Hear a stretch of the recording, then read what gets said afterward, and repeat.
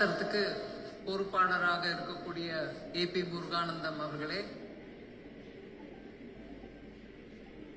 நமது கட்சியின் மாநில தலைவர் நயினார் நாகேந்திரன் அவர்களே,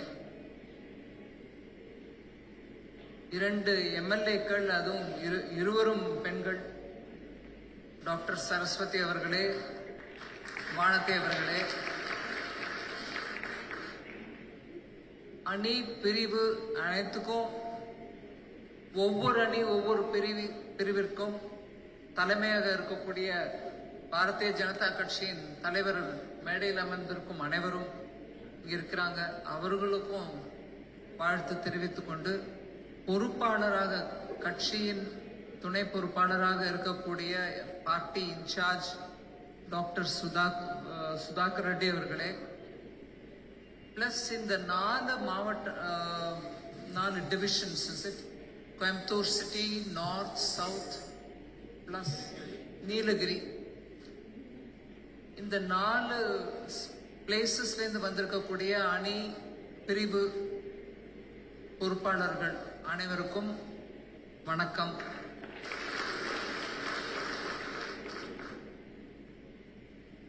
இந்த ஒரு முயற்சி கட்சி ரீதியா நான் யோசிக்கும் போது, இந்த ஒரு முயற்சி தமிழ்நாட்டில் ஒரு பெரிய அளவில் பண்றது ரொம்ப வரவேற்கத்தக்கது.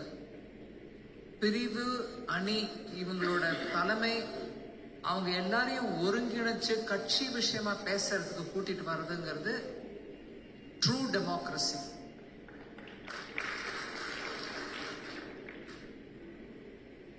நாடு முழுவதிலும் பிளஸ் தேசிய பார்ட்டியில மோர்ச்சாஸ், அதாவது நீங்க அணி, அந்த minority Morcha, Kisan Morcha, OBC Morcha, women's Morcha, Mahila Morcha, Yuva Morcha, இன்னும் 2 மொத்தம் சேர்த்தா 7. இதை நம்ம அணியா வச்சுட்டு நல்லா கட்சியின் கொள்கையை கிரவுண்ட் லெவலுக்கு எடுத்துட்டு போறதுக்கு முயற்சி பண்றோம். இதை தவிர கிட்டத்தட்ட ஒரு 20 வருஷத்துக்கு முன்னாடி, 10 வருஷத்துக்கு முன்னாடி வரைக்கும் இந்த பிரிவுகள் இருந்தது. இந்த பிரிவுகள்ங்கிறது அங்க செல்ஸ் அப்படிங்கிறோம்.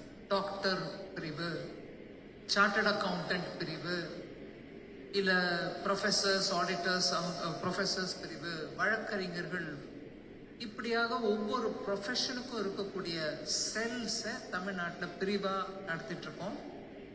இது நம்ம அதை ஒரு டிபார்ட்மெண்டா நேஷனல் பார்ட்டியில டிரான்ஸ்ஃபர் பண்ணிட்டாங்க, செல்லா மெயின்டைன் பண்ணாம. ஆனா தமிழ்நாட்டில் அந்த பிரிவை நீங்க கண்டினியூ பண்றீங்க கட்சி ரீதியா. ஸோ ஒரு விதத்துல பார்த்தா நல்ல ஒவ்வொரு செக்ஷன் ஆஃப் த சொசைட்டியும் கவர் பண்றதுக்கு நம்ம கிட்ட இயக்கங்கள் இருக்கின்றன. இப்போ தமிழ்நாட்டில் வரக்கூடிய தேர்தல் சந்தர்ப்பத்தில் இதை பார்த்தீங்கன்னா, ஒரு பொலிட்டிக்கல் பார்ட்டி நல்ல விதமா எல்லாரையும் கவர் பண்ணக்கூடிய விதத்துல, ஸ்ட்ரக்சர்டா நடக்கக்கூடிய விதமா செல்ஸோ இல்ல மோர்ச்சாஸோ டிவைட் பண்ணி அதுல எல்லாருக்கும் பங்கு கொடுத்து, இப்ப மொத்தம் சேர்த்து போட்டா ஒரு 4 லட்சம், நீங்க நம்பர் சொன்னது தானே, 4 லட்சத்துக்கு பொறுப்போட கூடிய மண்டல் லெவல்ல கிராமப்புறத்துல நீங்க போய் பேசக்கூடிய அளவுக்கு உங்களுக்கு பொறுப்பு கொடுத்துருக்காங்க. இந்த 4 யூனிட்ஸ்ல இருந்து வந்திருக்கவங்க மாத்திரம் இன்னைக்கு நமக்கு முன்னாடி இவ்வளவு பேர் இருக்கீங்க. நீங்க, நான் முக்கியமா உங்களுக்கு சொல்ல விரும்புறது என்னன்னா, மத்திய அரசின் மூலமாக நீங்க இந்த ஒவ்வொரு செக்ஷனையும் கூட நீங்க டீல் பண்ணலாம். மத்திய அரசு என்ன பண்ணிருக்கு, மீனவர்களுக்கு என்ன பண்ணிருக்கு, பெண்களுக்கு என்ன பண்ணிருக்கு, இப்படியா ஒவ்வொரு அணியும் தனக்கு மத்திய அரசின் மூலமாக நம்ம மாநிலத்துக்கு என்ன கிடைச்சிருக்குன்றத நீங்க அனலைஸ் பண்ணி பார்த்தீங்கன்னா, ஒவ்வொரு அணியும் நின்று இன்னைக்கு பேசக்கூடிய அளவுக்கு 10 வருஷத்துல மோடி ஐயா அவ்வளவு செயல்பாட்டுல ஏற்கி இருக்காரு. எந்த ஒரு அணியும் எங்க அணிக்கு ஒன்றும் பெருசா செஞ்ச மாதிரி இல்லைங்க அப்படின்னு சொல்ல முடியாது. இவ்வளவு ஒவ்வொரு செக்ஷனையும் அவர் எடுத்து போட்டு அவங்களுக்கு திட்டம், அவங்களுக்கோசம் வேற ஒரு புதுவிதமான அவங்களுக்கு ஆப்பர்ச்சுனிட்டிஸ், வாய்ப்புகள் கொடுக்கறதுக்கான முயற்சி, இதெல்லாம் இவ்வளவு திட்டவட்டமா பண்ணிட்டு போயிட்டு இருக்கும்போது நம்ம கட்சியும் அந்த விதத்துல ஒவ்வொரு யூனிட்டும் போய் கிராமப்புறங்கள்ல இதை பத்தி பேசுறதுக்கான முயற்சியை எடுக்கணும். இது நான் ஜென்ரலா சொல்றேன். ஆனா ஒவ்வொரு அணிக்கும் தேவையான டேட்டா நம்ம எடுத்து கொடுக்க முடியும். உங்க கையில நம்பரோட போய் நின்று அம்மா அதை பாருங்க, தமிழ்நாட்டுல மகளிர் அணி மூலமா நாங்க வந்திருக்கோம், மகளிருக்கு இதெல்லாம் சென்ட்ரல் கவர்மெண்ட் மூலமா நடந்திருக்கு, உங்களுக்கு தெரியுமோ இல்லையோ சொல்ல வந்திருக்கோம் அப்படின்னு நீங்க சொல்லணும். ஒவ்வொரு அணியும் சொல்லலாம். இதைத்தான் பிரைம் மினிஸ்டர் 2024 அவங்க எலெக்ஷன் கேம்பெயின், லோக்சபா எலெக்ஷன் கேம்பெயின்ல அழகா 4 வார்த்தைகளை போட்டு சொன்னார். அதுல 4 பிரிவுகளா போட்டு, ஜாதி மதம் ஒண்ணு இல்லைங்க, இந்த 4 நம்ம அட்டென்ட் பண்ணிட்டோம்னா, இந்த 4 குரூப்ஸ் நம்ம அட்டென்ட் பண்ணிட்டோம்னா, அவங்களுக்கு தேவையான நல்ல திட்டங்களை எடுத்துட்டு வந்துட்டோம்னா இந்த நாட்டுல எல்லாரையும் கவர் பண்ணிட முடியும் அப்படின்னாரு. அத ஹிந்தியில போட்டு இங்கிலீஷ்ல கன்வர்ஸ் பண்ணி அதுக்கு ஒரு ஆக்ரோனிம் அப்படின்னுவாங்க. கியான் அப்படின்னாரு. என்ன கியான்? கரீப், அதாவது ஏழைகள், ஏழைகள், யுவா இளைஞர்கள், அன்னதாத்தா விவசாயிகள், நாரி பெண்கள், GYAN அப்படின்னு கியான் அப்படின்னும். அதாவது நம்ம போடுற ஒவ்வொரு திட்டத்திலையும் ஏழைகளுக்கு உதவுறோமா, இளைஞர்களுக்கு வாய்ப்பளிக்கிறோமா, விவசாயிகளை மறந்துடாம அவங்களுக்கு போட வேண்டிய திட்டங்கள் எல்லாத்திலையும் அவங்களையும் சேர்த்துக்கிறோமா, கடைசியாக இது எல்லாத்துக்கும் ஒருங்கிணைச்சு கொடுக்கக்கூடியவங்க பெண்கள், அவங்களுக்கு திட்டம் போடணும். அதனால அந்த லோக்சபா எலெக்ஷன் டைம்ல எங்க பார்த்தாலும் நம்ம இந்த கியான்னா ஞானம். ஆனா இங்க கியானுங்கிறது கரீப், யுவா, அன்னதாத்தா, நாரி. அத அப்படி எடுத்துட்டு போய் எங்கேயும் யாருக்கும் வித்தியாசம் இல்லாமல், நீங்க யாரு, படிச்சவங்களா படிக்காதவங்களா, ஏழையா பணக்காரரா, கிராமப்புறத்தை சேர்ந்தவரா நகரப்புறத்தை சேர்ந்தவரா, இந்த மதமா அந்த மதமா, இந்த ஜாதியா அந்த ஜாதியா, ஒரு விதமான வேறுபாடும் இல்லாம எல்லா ஏழைகளுக்கும் செய்யுங்க, எல்லா இளைஞர்களுக்கும் வாய்ப்பு கொடுங்க, எல்லா அன்னதாத்தாக்கும் அவங்களுக்கு சேர வேண்டிய ஸ்கீம்ஸும் பணமும் எல்லாம் போய் சேரட்டும்.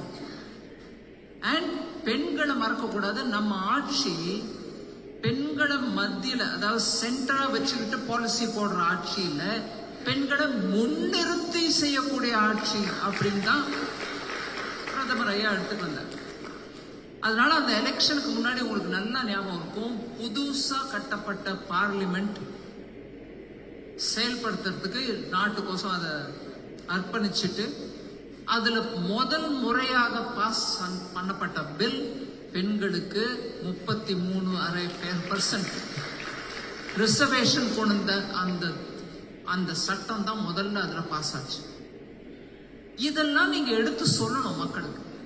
அது பாஸ் ஆயிடுச்சுங்க, சரி, அது இல்லைங்க, அது திருப்பி திருப்பி சொன்னாதான் மக்களுக்கு புரியும்.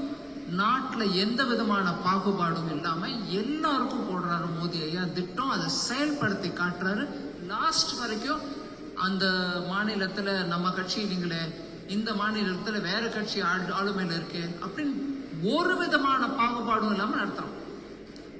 இதனால எனக்கு என்ன தோணுதுன்னா, நம்ம செய்யற நல்ல காரியத்தை எடுத்து சொல்றதோட பொய் பிரச்சாரத்தை நம்ம தடுத்து நிறுத்தணும். உதாரணத்துக்கு தமிழ்நாட்டில் எப்ப பாரு சொல்லக்கூடியது என்னங்க, எங்களுக்கு வர வேண்டிய நிதி நம்மளுக்கு வரதில்லை, எல்லா பணமும் அங்க நார்த் இந்தியாவில் இருக்கக்கூடிய ஸ்டேட்ஸுக்கு போயிடுது, எங்களுக்கு நாங்க 20 ரூபா வரி கட்டினா அதுல இருந்து எங்களுக்கு 2 ரூபா கூட கையில திருப்பி வரதில்லை. இவங்க ஆளுமையில இருந்த கட்சி டிஎம்கே, பல பல வருடங்களாக ஆளுமையில இருந்த கட்சி. வரி கொடுத்ததுக்கு ஈடா வரி பணத்திலேருந்து தமிழ்நாட்டுக்கே திருப்பி வரக்கூடிய அந்த நிலைமையில ஆட்சி பண்றோம். அப்படின்னா நான் இதை முன்னாடி சொல்றேன், கோயம்புத்தூர்ல இருந்த போதே சொல்றேன், கோயம்புத்தூர் தான் தமிழ்நாட்டுக்கு மேக்சிமம் ரெவென்யூ கொடுக்குது. கோயம்புத்தூர்காரங்க எல்லாரும் எழுந்து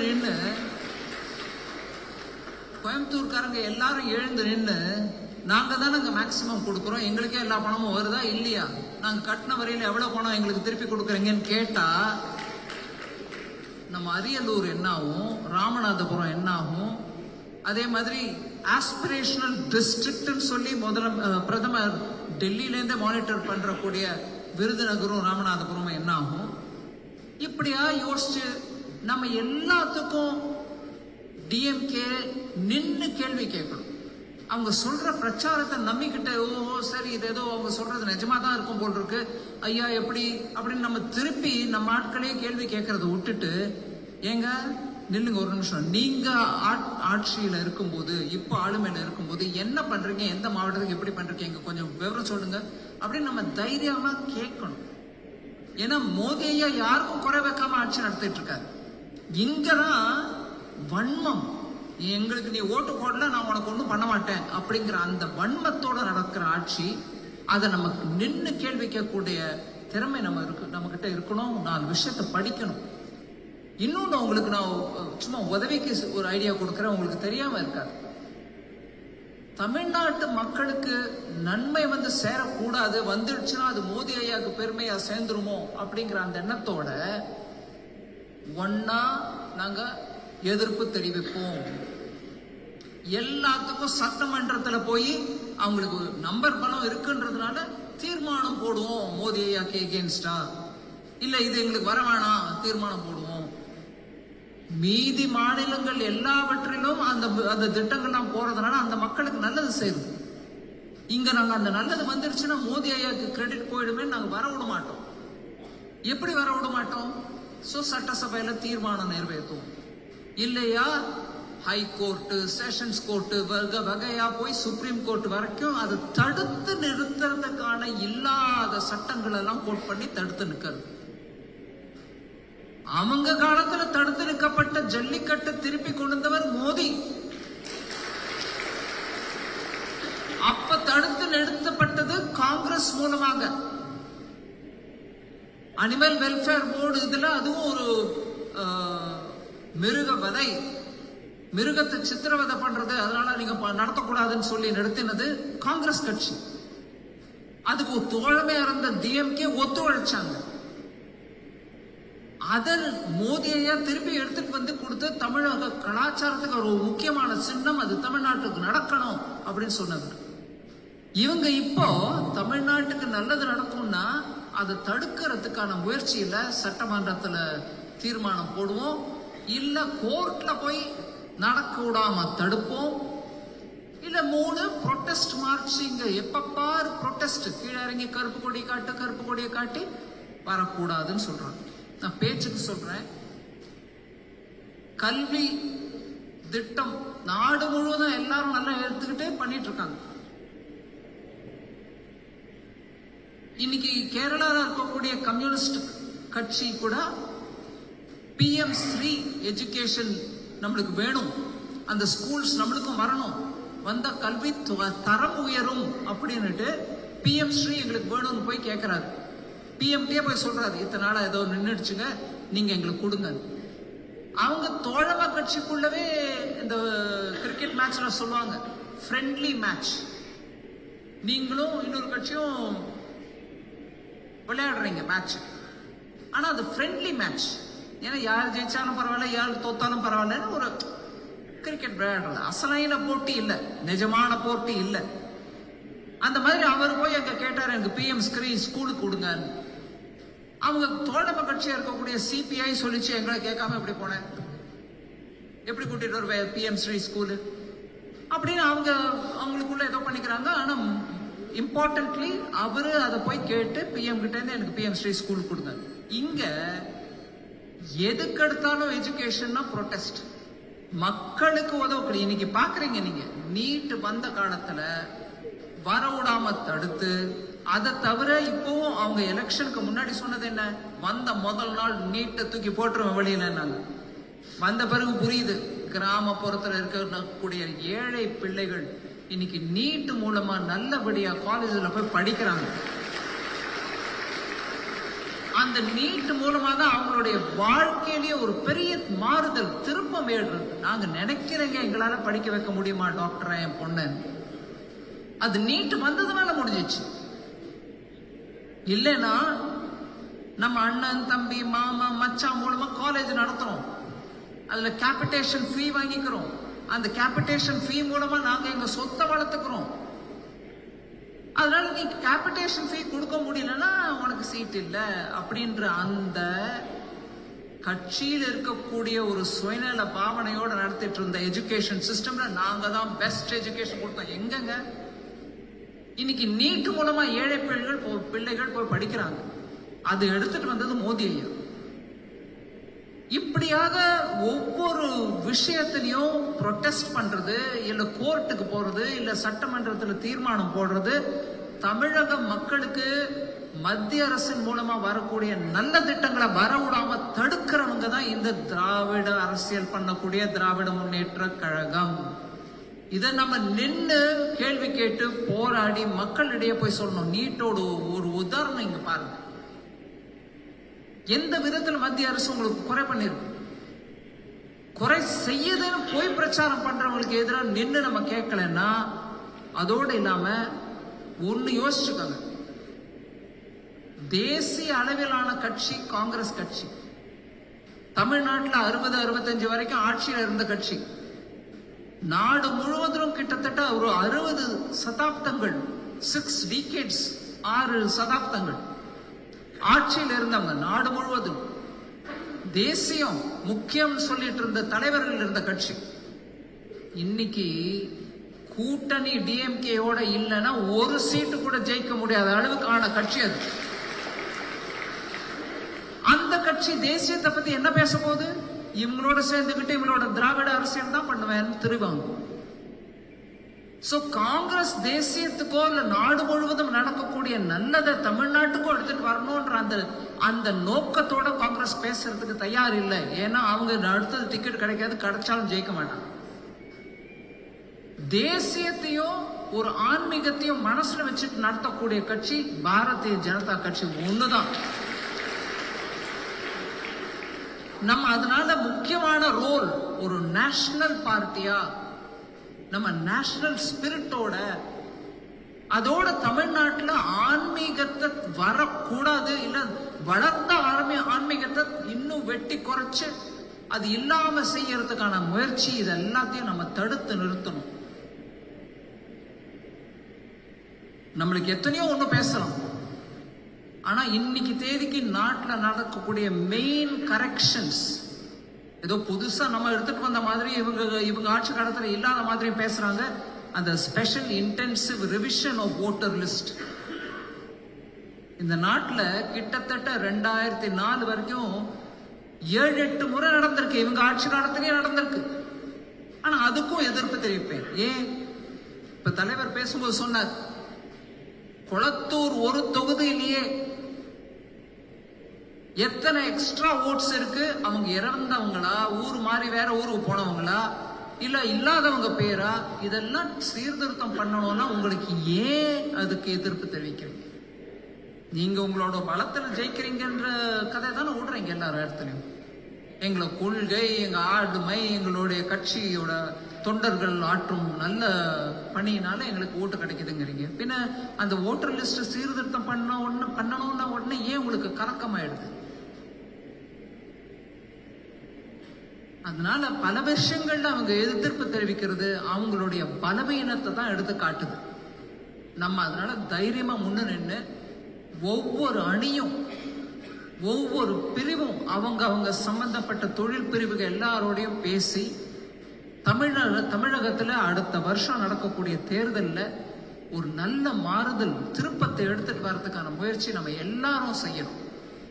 அதோடு இல்லாம நான் முடிவா அதாவது என்னுடைய ஸ்பீச்சை கன்க்ளூட் பண்றதுக்கு முன்னாடி ஒரு விண்ணப்பம். நம்மளுடைய கட்சி, தேசிய கட்சி தலைமை, அவங்களுடைய ஆலோசனை எல்லாம் சேர்ந்துதான் நல்ல ஒரு அலையன்ஸ் ஃபார்ம் பண்றோம். அந்த கூட்டணி நம்மளுக்கு பலமா எதிர்கொள்ள வேண்டிய நேரத்தில் தேர்தலில் ஆளும் கட்சியை எதிர்கொள்ள வேண்டிய நிலைமைக்கு நல்லபடியா நம்ம எல்லாரும் சேர்ந்து நம்ம முயற்சியால தான் எடுத்துட்டு போகணும். அந்த கூட்டணியை பலமா எடுத்துட்டு போறதுக்கான அந்த முயற்சியில நம்ம எல்லாரும் ஈடுபடணும். கூட்டணி கட்சியை சேர்ந்தவங்களோட நம்ம எல்லாரும் ஒவ்வொரு மண்டல் லெவலுக்கு போகணும். கிராமப்புறங்கள்ல நம்ம எல்லாரும், நீங்க போகும்போது ஒரு சின்ன குழுமமா போறீங்கன்னா பாரதிய ஜனதா கட்சி கொடியும் இருக்கணும், நம்மளோட கூட்டணி கட்சிகள் கொடியும் இருக்கணும். கொடி எடுத்துட்டு போங்க. மக்கள் அந்த கொடியை தான் ஐடென்டிஃபை பண்ணுவாங்க. நீங்க என்னதான் உங்க முகம் அவங்களுக்கு தெரிஞ்சிருந்தாலும் நீங்க போய் பேசும்போது நீங்க 4-5 பெண்களாவோ இல்ல பெண்கள் ஆண்கள் எல்லாரும் சேர்ந்து போனா கூட கொடி இல்லைன்னா அந்த கூட்டணி ஒத்துமையா வருதுன்றது கண்ணப்படாது. அதனால நான் தயவு பண்ணி உங்களுக்கு விண்ணப்பம் கொடுக்கிறேன். நம்ம தேசிய கட்சியின் ஆளுமை இந்த கூட்டணியை நல்ல விதமாக ஏற்படுத்தி கொடுத்துருக்காங்க. நம்ம அந்த கூட்டணிக்கு மதிப்பு கொடுத்து கூட்டணி தோழர்களுடன் நம்ம முன்வந்து கட்சி, மோடி ஐயாவோட அரசு பிளஸ் நம்ம இன்னும் என்னெல்லாம் பண்ணலாம், நம்ம ஆளுமையில் இருக்கக்கூடிய மீதி மாநிலங்களில் என்ன மாதிரி ஆட்சி நடக்குது, அதனால என்ன நல்ல மக்களுக்கான திட்டங்கள் வருகிறது, இதெல்லாம் எடுத்து சொல்லணும். எல்லாரும் சேர்ந்து ஒர்க் பண்ணணும். நானும் அதில் என்னையும் ஒரு தொண்டனாக நினைத்து கொண்டு தான் பேசுகிறேன். ஏதோ ஃபைனான்ஸ் மினிஸ்டர் அம்மா வந்துச்சு பேசிட்டேன்றது இல்லை. சும்மா வம்புக்கு காலையில் தலைவரை கொஞ்சம் வம்பு இழுத்தேன்.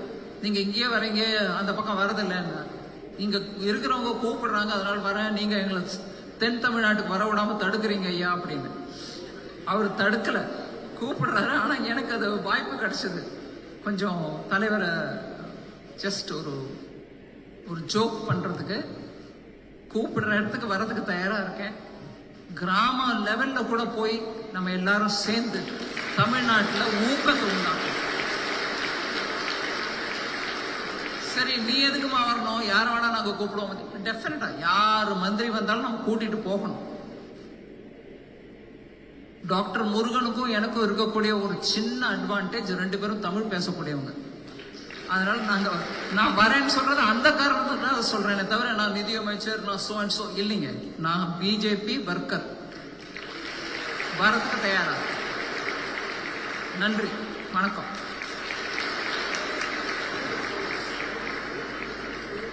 அற்புதமாக வழிகாட்டி நமக்காக உற்சாகத்தை அளித்திருக்கக்கூடிய மாண்புமிகு மத்திய நிதியமைச்சர்